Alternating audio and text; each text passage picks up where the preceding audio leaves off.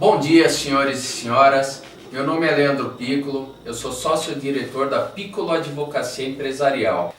Hoje falaremos dos cuidados que os empresários devem tomar na contratação de colaboradores e pessoas jurídicas para auxiliarem nas suas atividades. Falaremos também, senhores, um pouquinho dessa nova lei de terceirização, que é um assunto que está bem em voga hoje no meio jurídico e no meio empresarial. E o mercado globalizado, cada vez mais competitivo, para que as empresas continuem sendo um player relevante no mercado, é necessário que elas busquem otimizar e diminuir seus custos e suas despesas, sob pena de se tornarem obsoletas. Buscando assim diminuir seus custos, muitos empresários veem como alternativa buscar a criatividade na contratação de colaboradores, muitas vezes correndo até determinados riscos esses que, ao invés de auxiliar com redução de custos, pode gerar até um passivo futuro na seara trabalhista. Nessa linha, o valor que mais impacta nas empresas é a contratação de colaboradores para otimizar e viabilizar a atividade do empresário. Assim, os empresários vêm buscando soluções criativas para reduzirem os custos e otimizarem os impactos da contratação de colaboradores. Soluções essas até criativas, mas que podem gerar um passivo futuro trabalhista muito grande.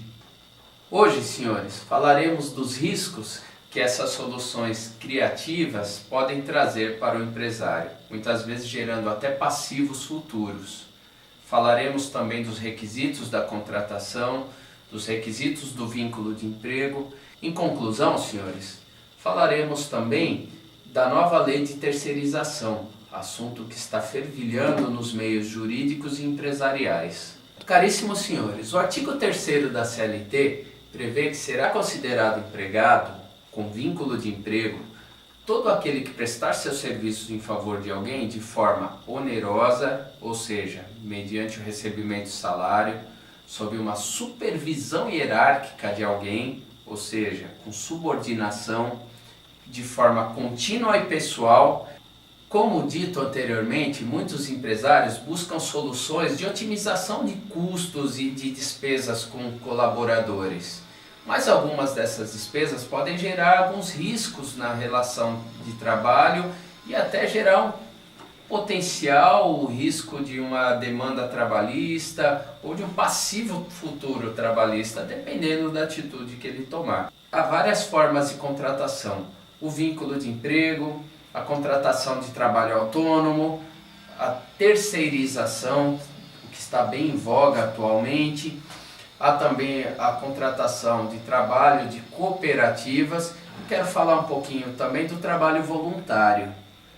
Todas essas formas dizem respeito a um serviço prestado.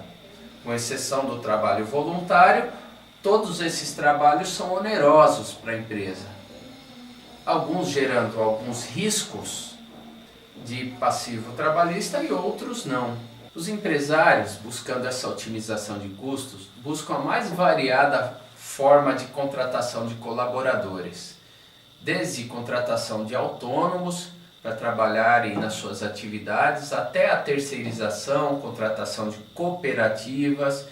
Quero falar um pouquinho também do trabalho voluntário, aquele que não é remunerado, entre outras formas das mais variadas que possam existir. Muitas delas geram um passivo potencial trabalhista que deve ser avaliado antes da atitude a ser tomada pelo empresário, para que ele não tenha prejuízos futuros, ao invés de um benefício que é aparentemente imediato e vantajoso, mas que no médio e longo prazo pode gerar até a ruína da atividade empresarial. Muitas empresas, senhores, buscam a contratação de trabalhadores autônomos como uma medida de se verem livres de riscos trabalhistas e diminuírem seus custos, mas cometem duas falhas insuperáveis na contratação de autônomos. Primeira falha é esquecerem que é obrigação dele, empresário, reter do pagamento a ser feito para esse trabalhador autônomo e recolherem a guia previdenciária como substitutos tributários. É dever do empresário reter do recibo de pagamento desse autônomo a contribuição previdenciária devida por esse, que é 11% do valor dos serviços prestados. É dever do empresário retirar do valor que ele deve para este trabalhador e recolher a devida guia, sob pena de ser responsabilizado por essa ausência de recolhimento. Se esquece também que há a parcela do empresário sobre esses serviços autônomos, que é de 20%. Logo, para que seja contratado um trabalhador autônomo, só de contribuição previdenciária será devido 31%. Logicamente, uma parte deste valor é incumbência do autônomo, outra parte do empresário. Mas na maioria dos casos, há um simples recibo e acaba não recolhendo a contribuição previdenciária, atraindo para si a responsabilidade tanto da parcela do empregador como do empregado, que é devida também pelo autônomo para a Previdência Social.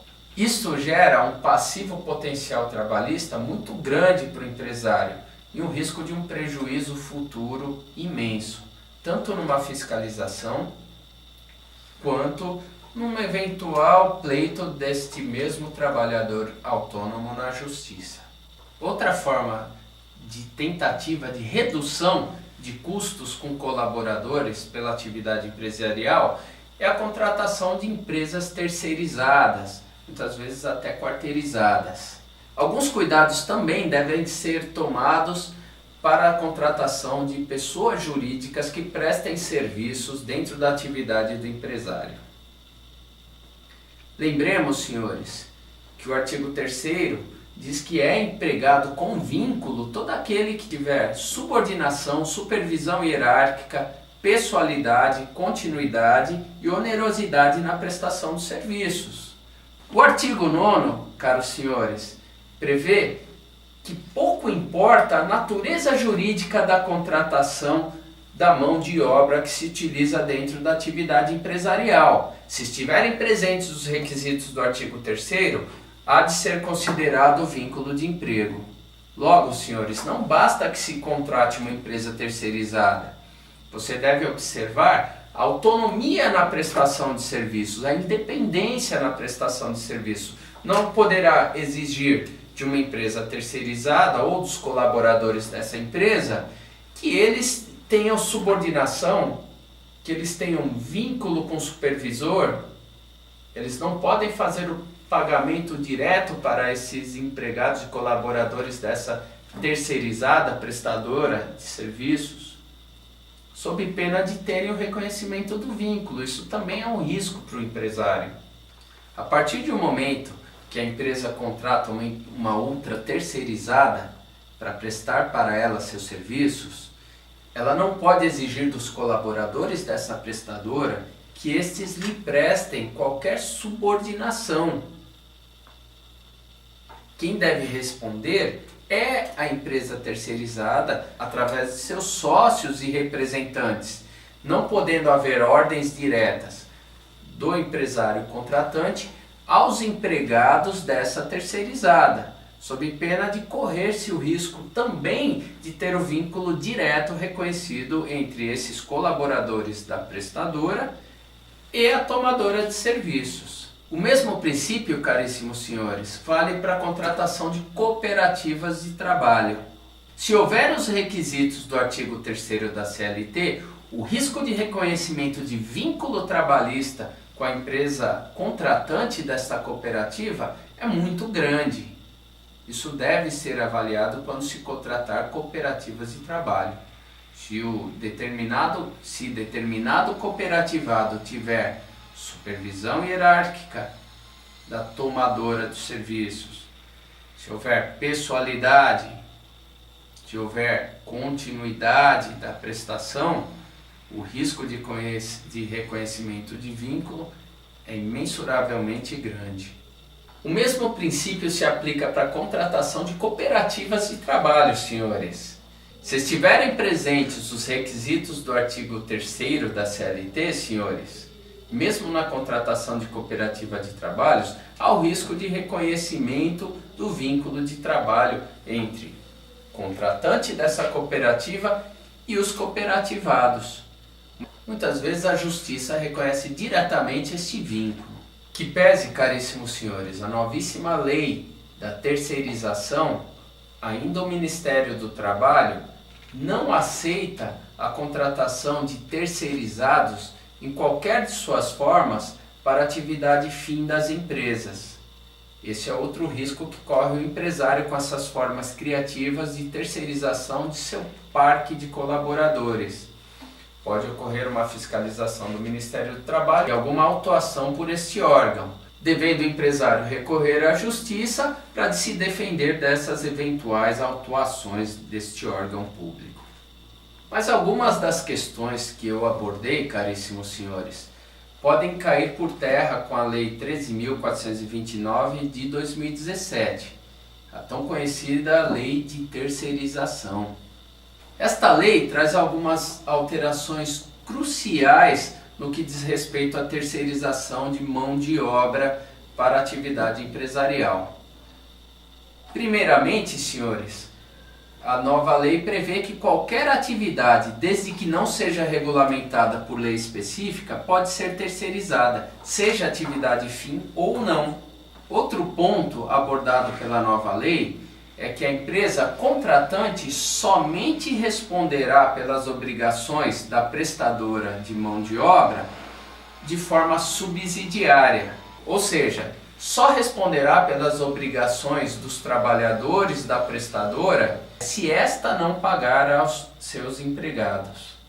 Outra questão de sumária importância é que a nova lei prevê que o capital mínimo dessas sociedades prestadoras de serviço guarde uma correlação com o número de empregados que ela possui. Outra alteração importante da lei diz respeito ao capital mínimo que as prestadoras de serviço e de mão de obra devem ter, que guarda correlação direta ao número de funcionários que ela possui.